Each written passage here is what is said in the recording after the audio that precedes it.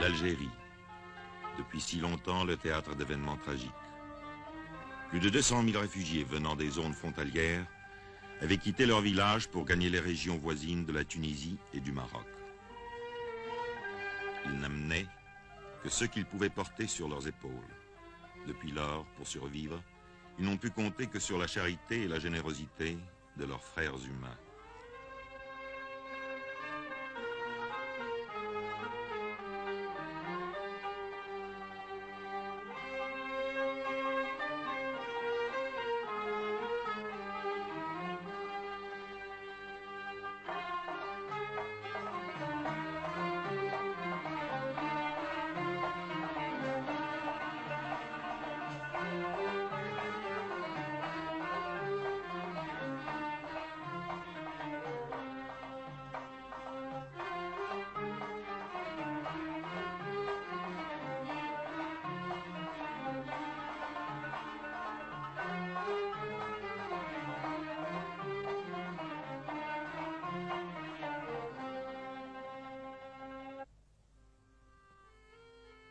Dans tout l'islam, la religion et un même mode de vie unit les croyants.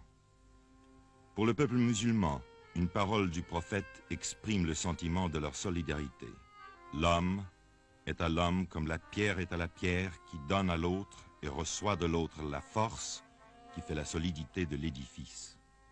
Lorsque venant d'Algérie les réfugiés arrivèrent, ils n'eurent rien à demander.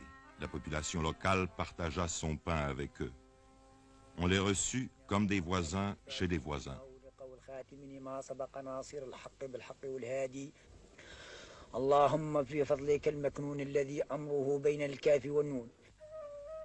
Mais la terre ne pouvait nourrir tout le monde. Les moyens des gouvernements tunisiens et marocains s'épuisèrent bientôt, et c'est au Haut Commissariat des Nations Unies que l'on fit appel. Sur sa requête, le Comité international de la Croix-Rouge apporta les premiers secours. Puis, la Ligue des sociétés de la Croix-Rouge et le Haut Commissariat organisèrent une opération plus vaste.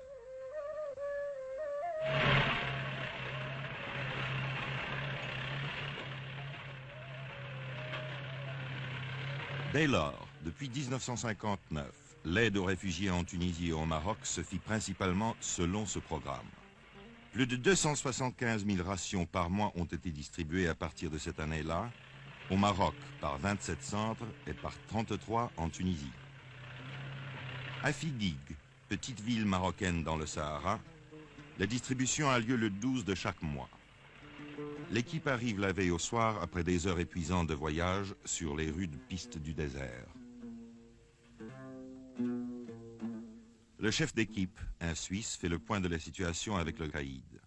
Une bonne partie des 4000 réfugiés qui touchent leur ration à Figuig vit dans le désert, certains même à 100 km de la ville. Dès que le soleil apparaît au-dessus de l'horizon, commence l'arrivée des réfugiés. Ils veulent être là dès la première heure, comme s'ils avaient peur de manquer la distribution.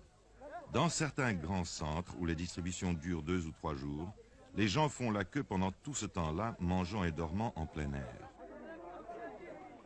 Quand l'équipe arrive au lieu de la distribution, elle s'entoure d'une clôture de barils vides.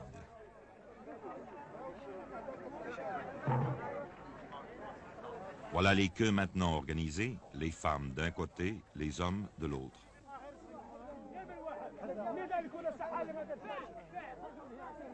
Ils observent très attentivement les préparatifs. Les rations sont-elles toutes les mêmes? Ne manquera-t-il rien? Mais l'atmosphère générale est plutôt à la bonne humeur, même si parfois il faut intervenir pour prier quelqu'un de reprendre sa place dans le rang. Les vieux sont assis en cercle au milieu. Dans toutes les communautés musulmanes, les plus vieux chefs de famille sont entourés d'un grand respect. C'est pourquoi on leur laisse la priorité.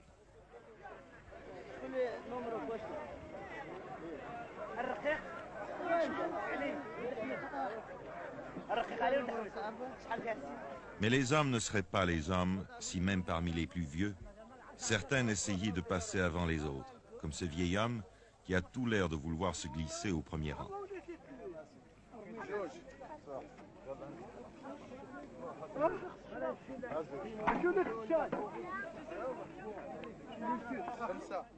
Chaque membre de la famille touche 120 grammes de savon.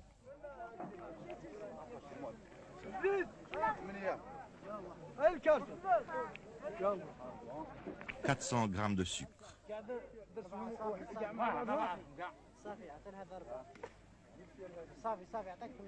400 grammes d'huile comestible, en fait la seule matière grasse utilisée dans la cuisine arabe.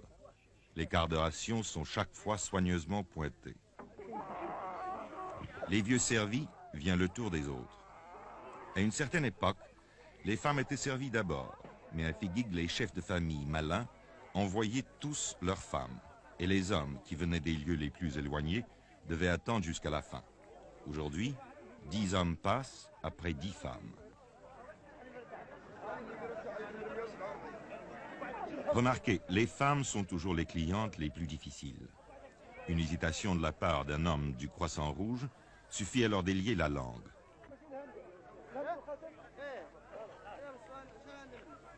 C'est dans cette ancienne église que l'archevêque catholique de Casablanca a mise à la disposition de l'opération de secours que se fait la distribution de blé et de riz. Chaque réfugié a droit à 10 kilos de blé et 2 kilos de riz.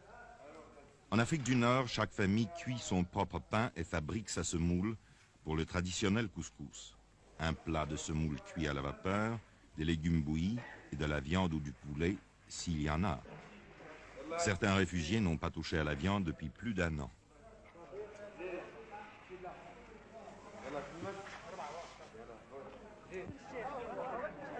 Autour de l'église, les enfants pauvres du pays viennent glaner les grains tombés.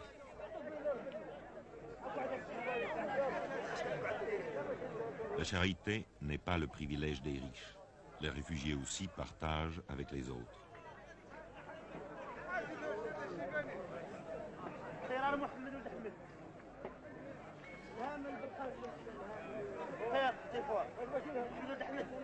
En moins de 2 heures, la distribution est faite. Certaines familles disposent en commun d'un moyen de transport mécanique. Mais la plupart repartent avec leur âne chargé de provisions mensuelles. La famille, ce n'est pas seulement le père, la mère et les enfants, mais aussi les grands-parents, les frères, leurs femmes et leurs enfants, et parfois aussi les cousins. Il arrive qu'une famille forme un groupe de plus de 20 personnes. À travers les rues principales de Figuig, les caravanes repartent, formant une longue procession.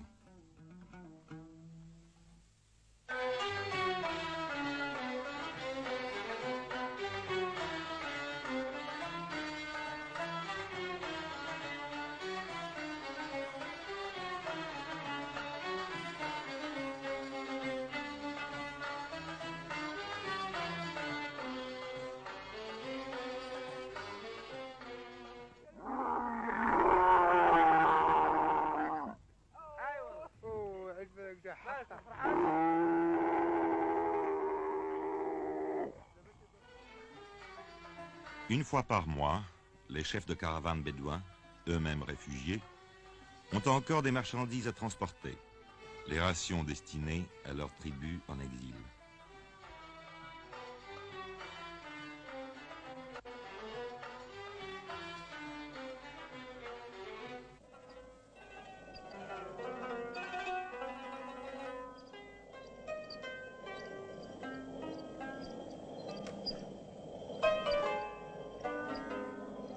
Aujourd'hui encore, on utilise des meules comme celles que l'on a découvertes dans les ruines romaines d'Afrique du Nord. Le blé vital. Le blé vital amené d'au-delà des mers dans les ports d'Afrique du Nord, emmagasiné, distribué, moulu, cuit, mangé. Le blé vital et les autres aliments ont créé l'union entre des peuples de races différentes.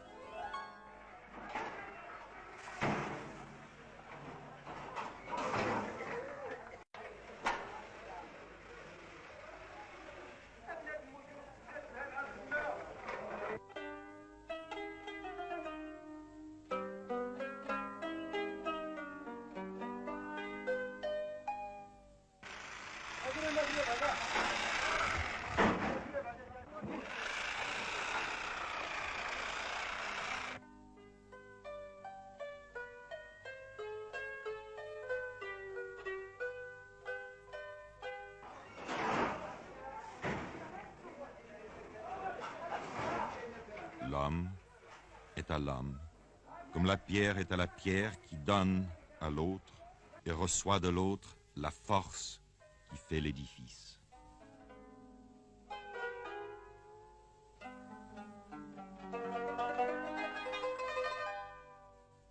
Cet élan ne s'est pas interrompu au cours de toutes ces années. Un arrêt dans la générosité, une défaillance dans l'organisation aurait entraîné la disette et la famine. Il y a eu des moments d'angoisse. Le coût annuel de l'opération, 8 millions de dollars, peut ne pas épuiser les limites de la générosité humaine, mais encore, faut-il les trouver?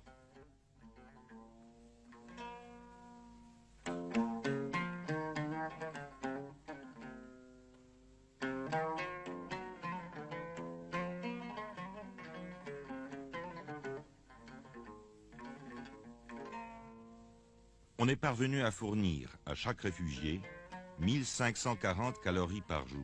Cela signifie que la nourriture doit être préparée avec la plus grande économie pour que les derniers jours du mois, la famille n'ait pas faim. Mais cela permet de durer.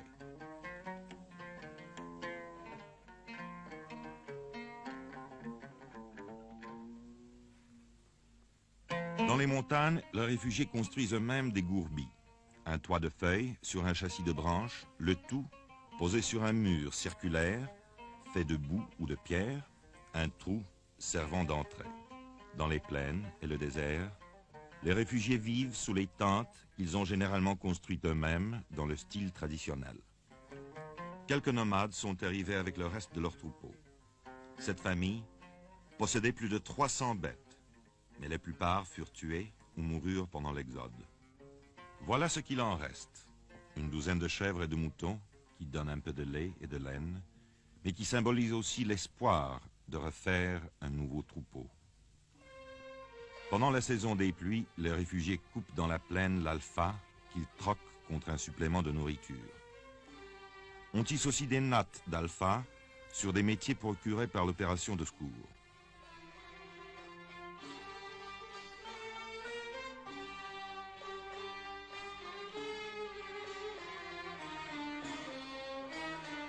Ces nattes servent à réparer les tentes ou bien sont vendues sur les marchés locaux.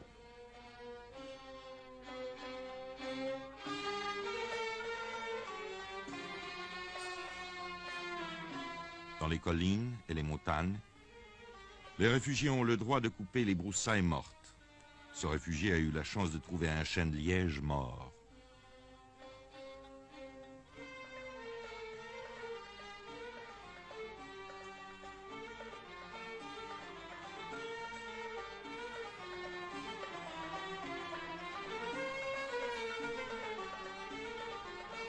Il y en a assez pour en vendre une partie sur le marché de la ville la plus proche.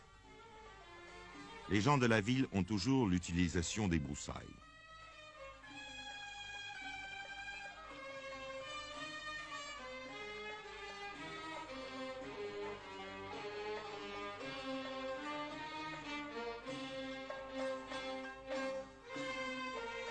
L'offre est acceptée, le marché conclu. 250 millimes pour une charge de bois, 2 nouveaux francs 50, à peine un demi-dollar. Le seul argent que cet homme ait eu entre les mains depuis 2 ans. Une aubaine. Maintenant, il peut ramener chez lui quelques épices et du thé. Mais la condition générale, pas d'argent, pas de travail, pas de terre, et l'angoisse en face d'un avenir incertain. Voilà ce qui rend l'exil lourd à tous les réfugiés, qu'ils soient en Europe, en Asie ou en Afrique.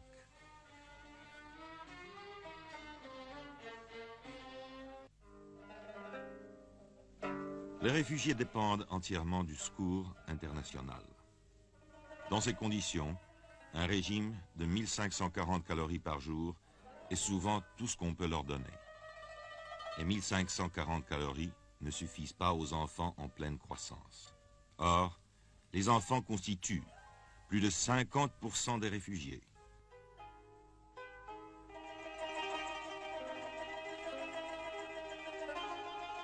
Pour eux, un effort exceptionnel a été accompli. Une chaîne de 160 postes de distribution de lait a été créé pour 90 000 enfants réfugiés. Chaque matin, en allant à l'école, on leur donne une tasse de lait vitaminé et un morceau de pain.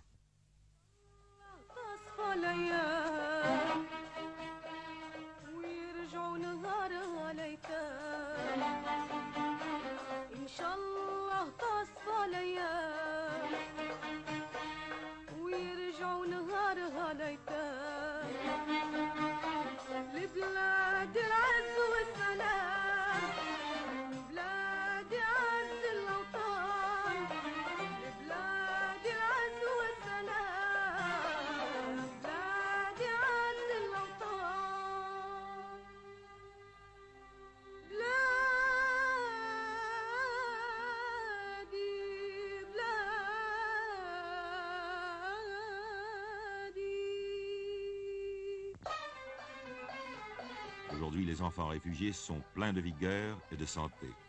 C'est joyeusement qu'avant de se rendre à l'école, ils passent au centre de distribution. Les autorités tunisiennes et marocaines ont permis l'accès de leurs établissements scolaires à tous les enfants réfugiés. Mais, dans certains cas, il a fallu avoir recours à l'aide internationale pour améliorer les possibilités dans ce domaine.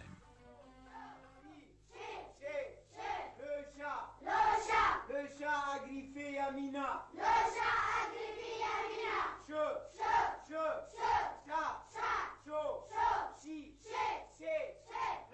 Il y a tant d'élèves que les cours sont donnés en 2 équipes.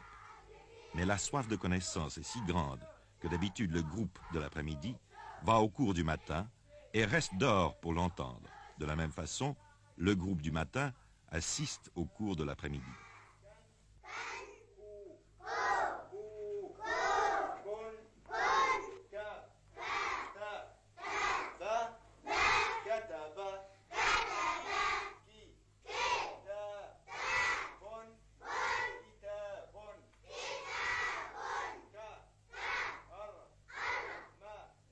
Les classes finies, pendant leurs heures de liberté, les enfants s'occupent à de petits travaux ménagers. Par exemple, ils vont puiser de l'eau.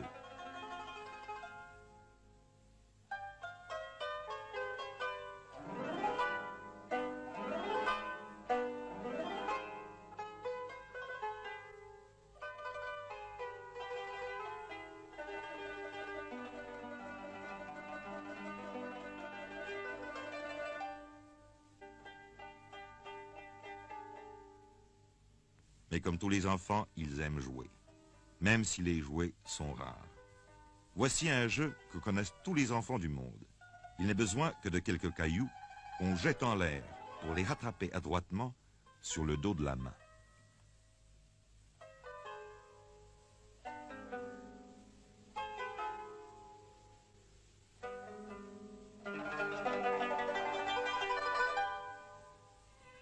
Dans les régions montagneuses et sur les hauts plateaux, là où les hivers sont très rigoureux, une autre opération a été mise en train en 1960. À l'heure du déjeuner, les enfants se rassemblent devant la tente du Croissant Rouge et on leur donne un bol de soupe bouillante et un morceau de pain.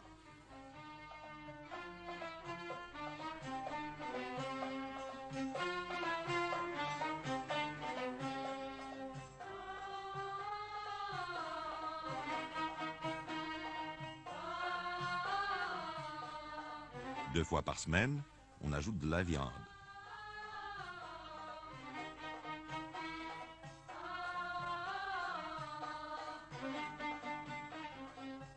Pour que maman sache qu'il a bien mangé sa soupe, on fait à l'enfant un petit signe sur la main.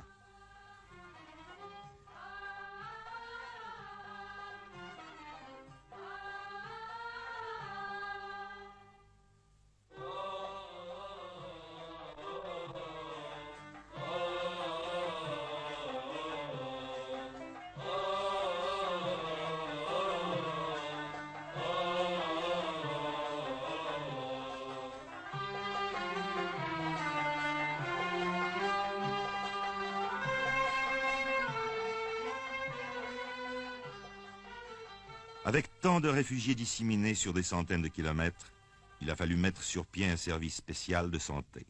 Des médecins font des tournées régulières. Les maladies les plus courantes sont le trachome, le paludisme et la tuberculose. Leur fréquence aujourd'hui a été ramenée à des proportions normales pour la région. Mais c'est là une longue bataille à mener, qui fait partie de l'effort nécessaire pour élever le niveau de vie général.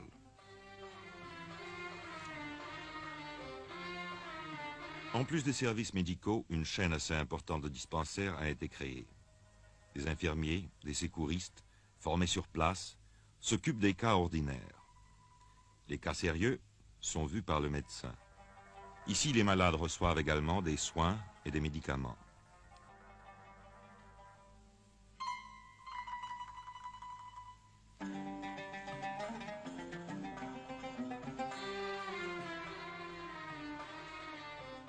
Ce service sanitaire est très apprécié par les réfugiés. Dans certains centres, on soigne journellement de 3 à 400 patients.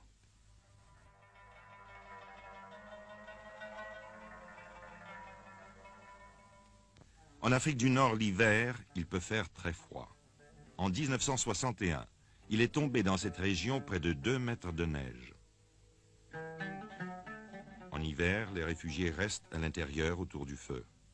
On leur a distribué des dizaines de milliers de couvertures et des centaines de tonnes de vêtements usagés. Et pourtant...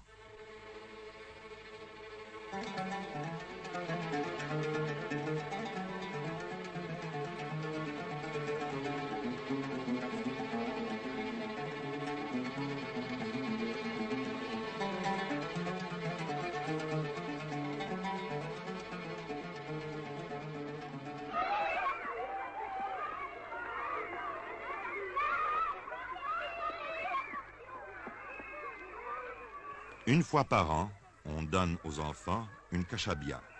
Il s'agit d'un vêtement à capuche qui les tiendra bien au chaud.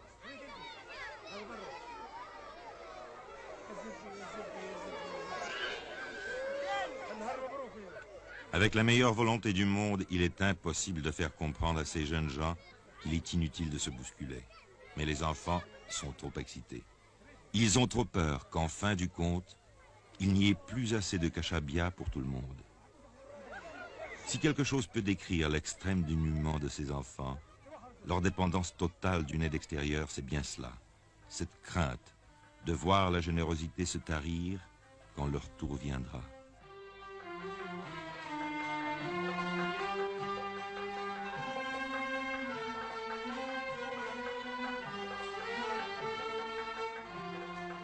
Myriam et son petit frère pleuraient à chaudes larmes pendant que les autres s'en allaient avec leur merveilleuse kashabia.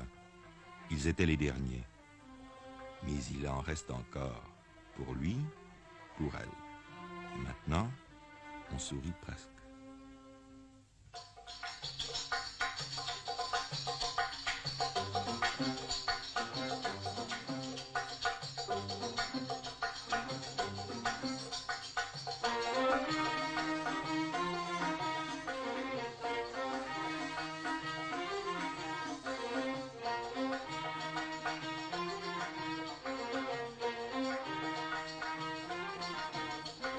Voici ce qui a été fait. Chaque mois régulièrement, on distribue plus d'1 quart de million de rations, chaque jour du pain et du lait pour 90 000 enfants. Dans certaines régions, on a construit des cantines, on a distribué des habits neufs, des couvertures, des tentes. On a bâti des écoles et monté un service sanitaire moderne. Cette opération a obtenu l'appui de 65 nations, grâce aux sociétés de la Croix-Rouge et du Croissant-Rouge, de Lion et Soleil Rouge, aux agences bénévoles, aux contributions financières des gouvernements, des groupes privés ou de particuliers. D'un bout de l'année à l'autre, les dons venus du dehors sont rassemblés et les vêtements triés selon les tailles et les âges. Les sacs usagés qui ont servi au transport de la farine sont transformés en chemises et en vêtements. Ce travail est accompli par des jeunes filles réfugiées dans un centre d'apprentissage du Croissant Rouge d'Oujda au Maroc. Le cours est très attentivement suivi par ces adolescentes. زيدي هكذاك ديري 5 ديري 4 بالرز. le retour au pays natal est le seul avenir pour ces jeunes enfants et leurs parents. Les réfugiés ont été reçus comme des voisins chez des voisins par les peuples de la Tunisie et du Maroc. C'est la communauté internationale qui les aide. Mais leur véritable vie n'est pas ici, où ils ne peuvent ni travailler ni s'implanter. Et tous, du reste, désirent retourner chez eux dès que cela sera possible. Ils ont traversé une longue période de découragement, d'incertitude et d'attente, tant qu'il ne s'agissait pour eux que de survivre, et c'est grâce à l'aide internationale qu'ils ont survécu. Cette aide internationale leur a aussi permis d'envisager l'avenir avec confiance, car ils savaient qu'ils n'étaient pas abandonnés. Aujourd'hui, le retour au pays natal approchant, de nouvelles questions, de nouvelles difficultés leur apparaissent. Car le pays où ils retourneront aura été abandonné pendant des années. Les puits seront écroulés, les maisons auront été détruites, la terre sera retournée en friche. Pour tout le monde, y compris les enfants, ce sera une épreuve. Il faudra donc continuer l'aide internationale jusqu'au moment de leur retour, afin qu'ils demeurent en bonne santé physique et morale pour aborder la période où ils devront entreprendre de reconstruire leur vie. L'aide internationale devra faciliter le passage de la vie oisive du réfugié au devoir sévère qu'exige la participation de chacun en tant que membre d'une communauté vivante. Un troubadour chante l'avenir à des enfants rassemblés. Ceux qui vous ont donné, dit-il, l'ont fait avec joie. En retour, vous leur donnerez votre gratitude. Vous vous efforcerez d'oublier les temps amers et de faire en sorte que la compréhension puisse régner entre les peuples.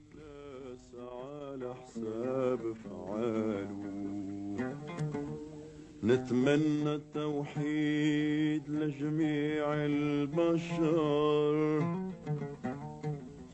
في عالم سعيد تزيان أحواله،